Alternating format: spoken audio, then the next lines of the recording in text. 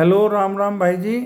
एक बात याद आ गई कि मेरा एक मित्र है, वो मेरे से यूँ कह रहा था कि जो यार शास्त्र में ये चीज़ लिखी हुई कि कर्मों के फल नहीं मिलते, वो नहीं होता।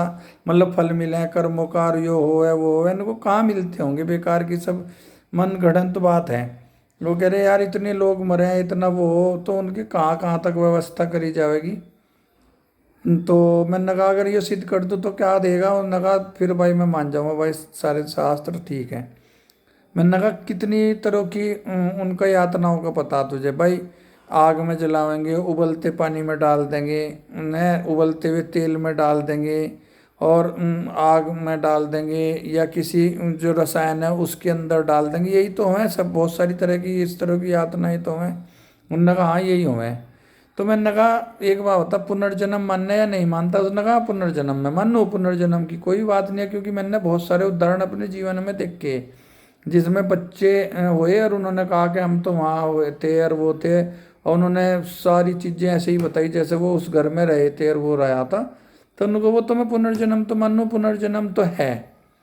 तो मैंने कहा एक बात बता, जब तेरे कोई चोट लग जा और उसमें कोई मतलब वो हो जा, तो उसका बैक्टीरिया वगैरह साफ करने के लिए वो क्या करें, इनको केमिकल लगावें।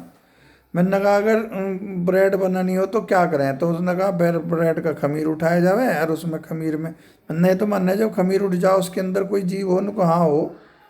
तो मैंने कहा जब दस्त लग जा तो क्या करें, उसने कहा मैं वो खावें दवाई एंटी अमेबिक वगैरह।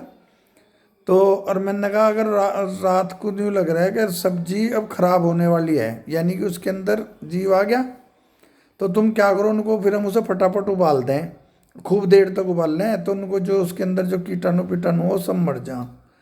अच्छा, और मैंने कहा रात को जैसे किसी जले भल्ले वल्ले बनावें या करें, तो या भटूरे बनावें, तो रात को या कुछ देर उन्हें लगा के धरते हैं, तो उसमें क्या हो जीव आ जा, वो खमीर उठ जा।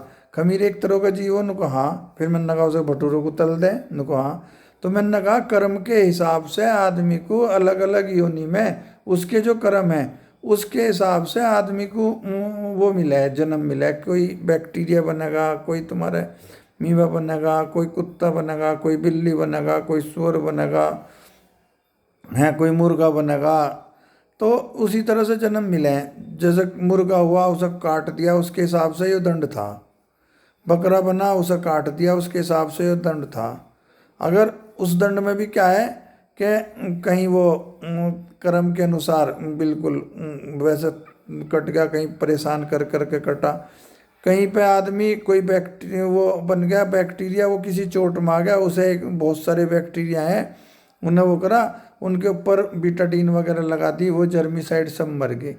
फरस गंदा हो रहा था, फरस पे बहुत सारे देखा, वो तो साइंस भी कहे हैं, वो भी बतावे एडवर्टाइज में भी कि माइक्रोस्कोप से देखे हैं, पहले बहुत सारे वायरस हुए, फिर उस पर वो क्लीनर का पोछा मार दें, वो बिल्कुल साफ हो जा। तो वो उनको वो क्या कि केमिकल मार दिया, वो हो गया।